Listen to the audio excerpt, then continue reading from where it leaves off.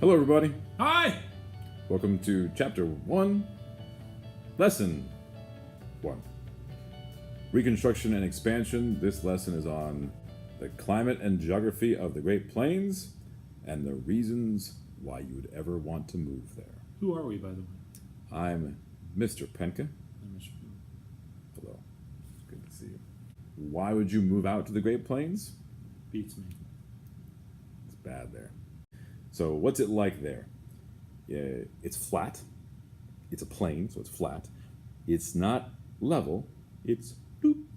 So it rises from the east to the west. Tilting a yardstick. So it's flat, but it's Probably more like rising. With like mountains. Yeah, Mountains. Yep.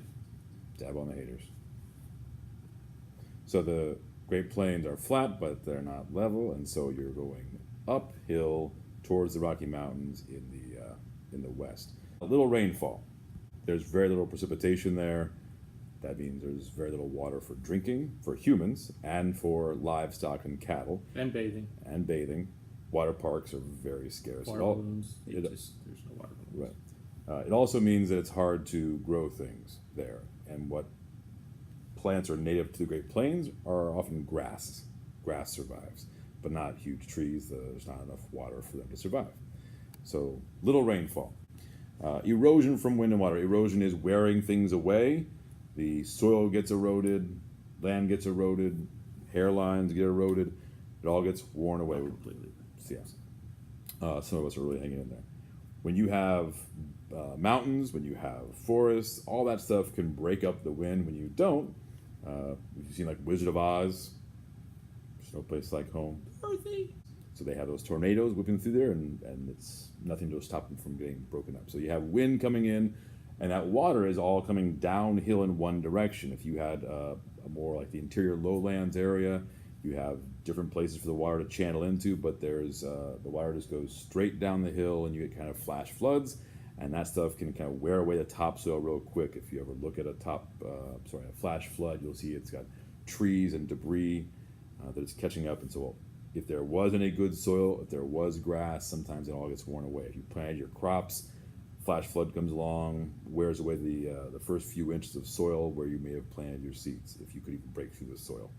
So erosion from wind and water makes it hard to survive and grow crops there. And then dust storms. Now dust storms, you just have wind in general there, but if you've ever been to like the Outer Banks and along the beaches, what do they have? Sand. Dunes. Dunes. Now the dunes, you may see signs that say, keep off the sand dunes, right? And you wonder why. Well, why? They're trying to regrow the grass. Which doesn't make sense, because don't you want the dunes?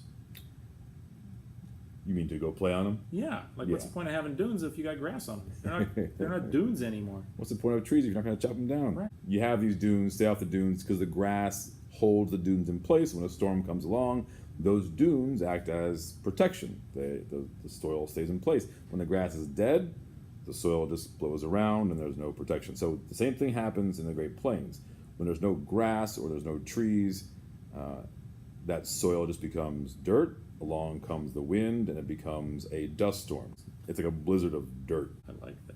Yeah, blizzard of dirt. The blizzard of dirt, you end up with cattle who get dirt in their lungs. They're outside, they breathe it in. People are getting very sick off of it. Their houses are being covered by it. That's kind of at the worst of it, and the worst of it's going to come during the 1930s. The dirty 30s. The dirty 30s. Yeah. So the dust storms also make it hard to survive out there. It makes it hard for animals to survive out there as well. So why would you go there? I have no idea. Why would you do this? Reasons for westward expansion. This is going to be the same as what you had last year when you had Man Let's Go. Land ownership opportunities. So people are, the land is cheap, and sometimes the land is even Free. They're giving it away. Who's giving it away? Government. Government. Taking it and then giving it away. Yeah. So the government takes it from who? Native American. That is a dark chapter. Mm-hmm. So in order to get this land, this will lead to conflict with American Indians that might not have happened otherwise, to get the land, take the land, and give it to settlers. So, but the land is being given away for free, and that's very enticing. Adventure. You always have some nut job who just says, Yeah. "Why would I go? Because I'm bored and I'm rich." That would be me. I'd be the nut job. And so some people are drawn to just the adventure of it. That's always going to be true. You like wagons. Just the thrill of the wagons. The railroad is a big part of this for several reasons. It's how you get there.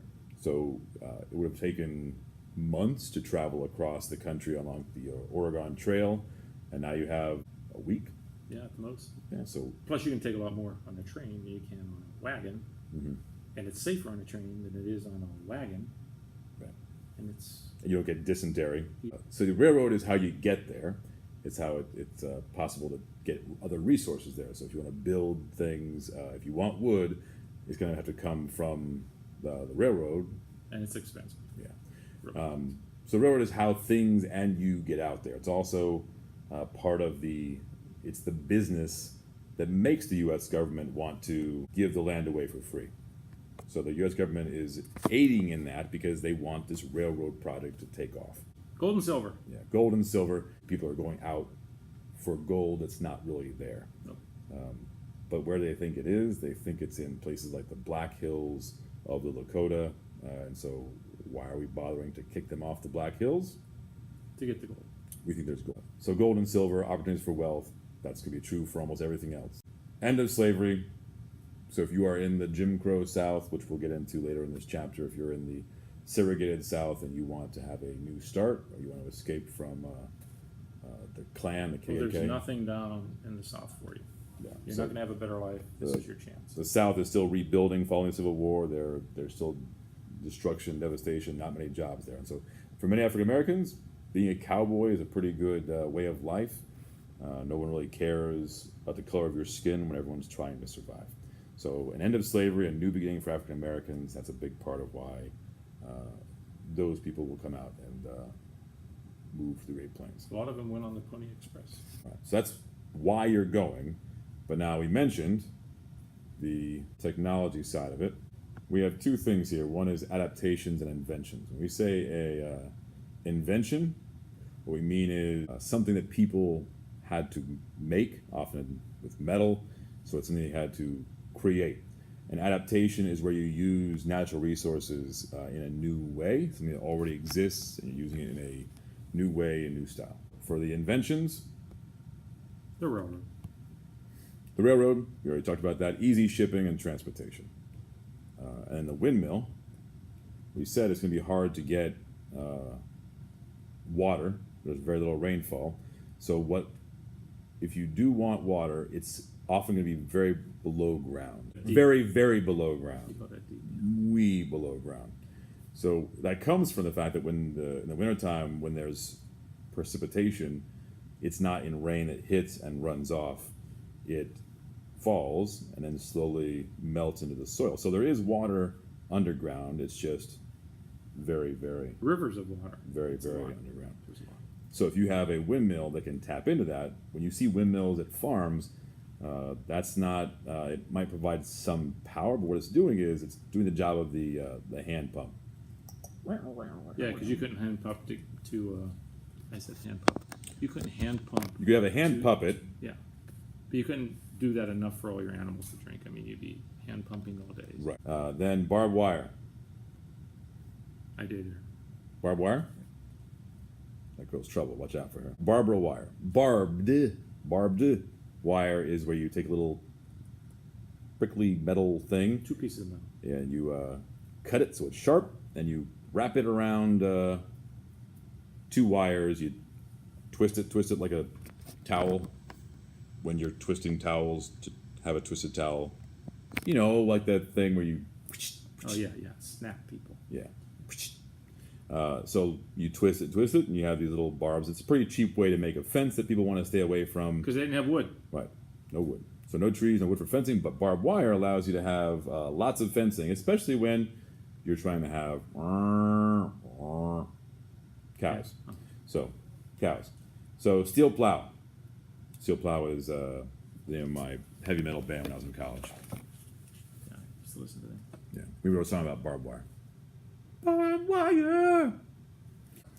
So steel plow is stronger than iron. So iron has existed for a very long time. Steel existed for a long time too, but steel is very hard to make. So it's like And we'll learn about the guy who your made it samurai expensive. sword, your samurai swords, and your armor, and so steel exists, but it's very hard to make.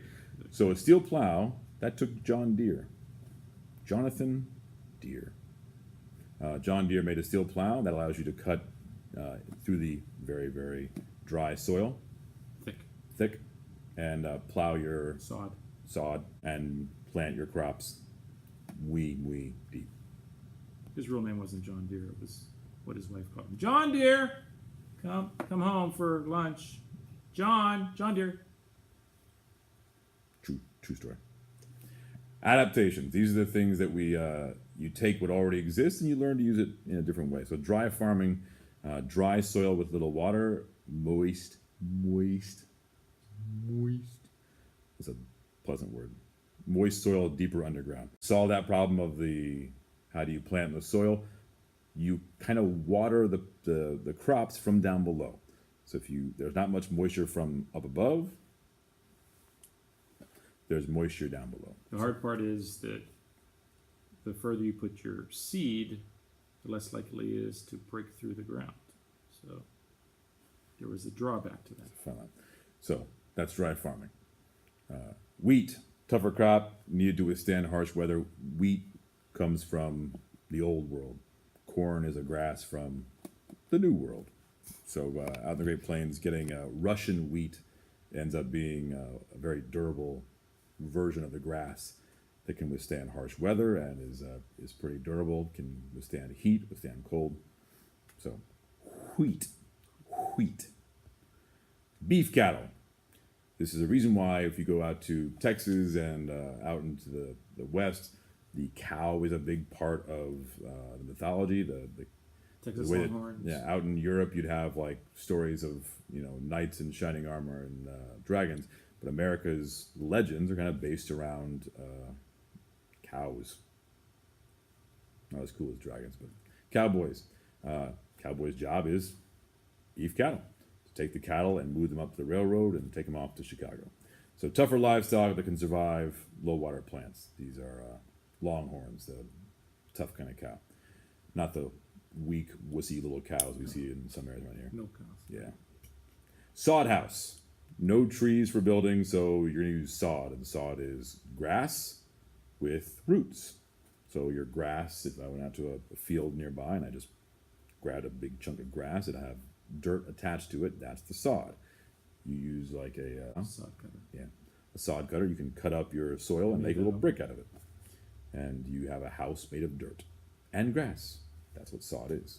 Grass plus dirt equals sod. Plus house equals sod house. We're done. All right. Now on your left-hand page, you know what to do. You do. Yeah. Hey, I'm out of here. we'll see you on lesson 2. Ciao. We need a sign-off phrase. Bye-bye.